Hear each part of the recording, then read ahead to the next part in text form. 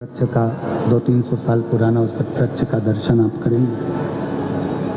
पीछे की ओर कभी करे हो तो स्मरण उस बगीची में उस बेलपत्र के वृक्षों के पास में बैठकर आप शिव नाम का स्मरण जब करते हैं, भगवान शंकर की स्मरण भक्ति करते हैं, तो उसका एक ऊर्जा अलग है। कंकर शंकर की भूमि पर बैठकर 5 कंकर बीन कर आप वहाँ पूजन करते हो, आराधना करते हो, मन की बात कहकर एक कंकर उठाकर चले आते हो, शिव आपके कार्य को पूर्ण करता है।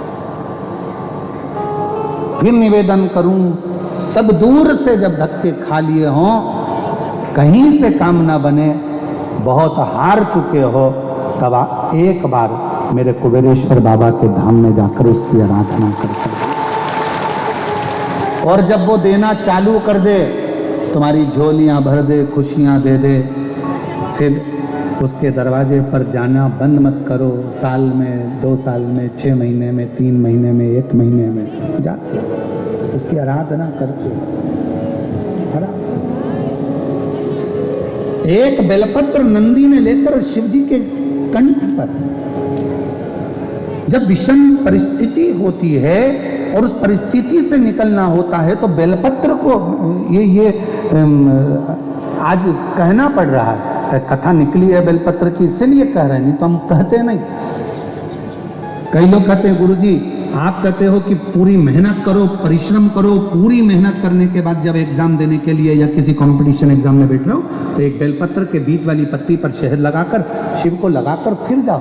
ये शंकर के शिवलिंग पर लगाकर क्यों? क्योंकि ये संवाद कह रहा है कि पार्वती जी कंठ पर बैठी हैं, विष को नीचे नहीं उतरने दे रही हैं। नंदी ने एक बेलपत्र शिव के कंठ पर लगा दी।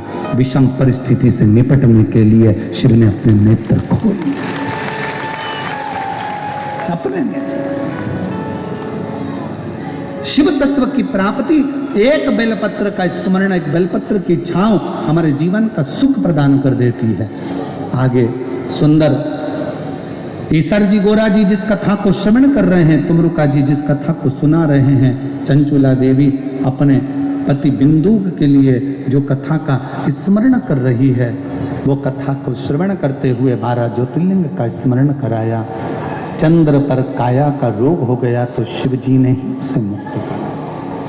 जब बहुत बड़ा कोई रोग शरीर में लग जाता है, कोई बहुत बड़ी बीमारी आ जाती है, तो शंकर की आराधना करना मत भूलो, शिव को जपो, शिव का स्मरण। भगवान सोमेश्वर सोमनाथ जी के रूप में विराजमान हुए। कार्तिकेय जी रुष्ट होकर चले गए थे, तो भगवान शरणानंद कार्तिकेय बाबा को मनाया। भगवान शिव और माता पार्वती जी ने मल्लिकार्जुन के रूप में विराजमान हो गए। फिर वर्णन आया, दूषण नाम के राक्षस का संहार करा, तो भगवान महाकाल के रूप में विराजमान हुए। विंध्य पर्वत को दर्शन दिया ओम के रूप में, तो ओमकारेश्वर हो गए। नर नारायण को दर्शन देकर स्वयं भगवान देवाधिदेव महादेव केदारेश्वर हो गए। और भीम कुंभकर्ण का बेटा था, जिस भीम का संहार शिव जी ने करा, तो भीमा शंकर हो। हमसे कई जगह पर लोग प्रश्न करते हैं, गुरुजी आपको महाराष्ट्र वाले छोड़ते ही नहीं है, इतनी कथा महाराष्ट्र में होती रहती है। हम उनसे कहते हैं,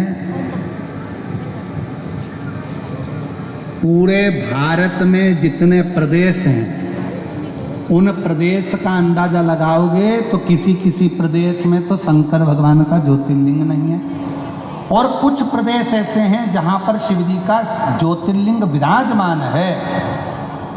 पर कोई महाराष्ट्र जैसा प्रदेश नहीं जिसमें शंकर भगवान के इतने सारे ज्योतिर्लिंग हैं।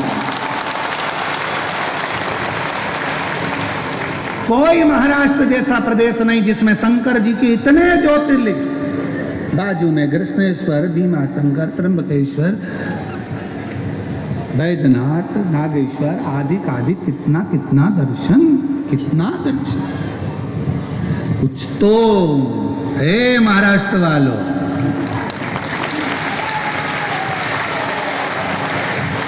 चुप चुप बैठे हो, जरूर कोई बात है।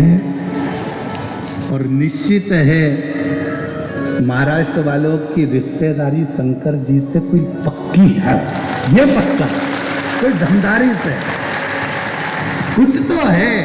छत्रपति वीर शिवाजी महाराज इसी पवित्र भूमि पर अपनी मां के कहने पर हर हर महा गर्जना कर टूट पड़ते थे। ये वो वीरों की भूमि है।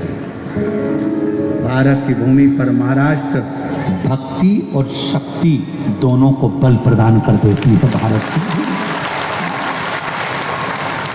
रिश्तेदारी तुम्हारी अच्छी है, हमसे भी ज्यादा तुम्हारी है। तुम्हारी रिश्तेदारी ज्यादा है। हमारे मध्य प्रदेश में तो 2 ही हैं, तुम्हारे यहाँ तो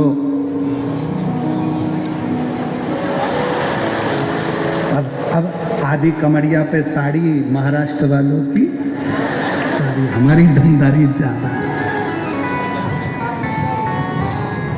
तो कोई से तुम्हारी लड़ाई भी हो जाए तो तुम कह सकते हो हमसे मत भिड़ना, हमसे मत लड़ना। हम महाराष्ट्र वाले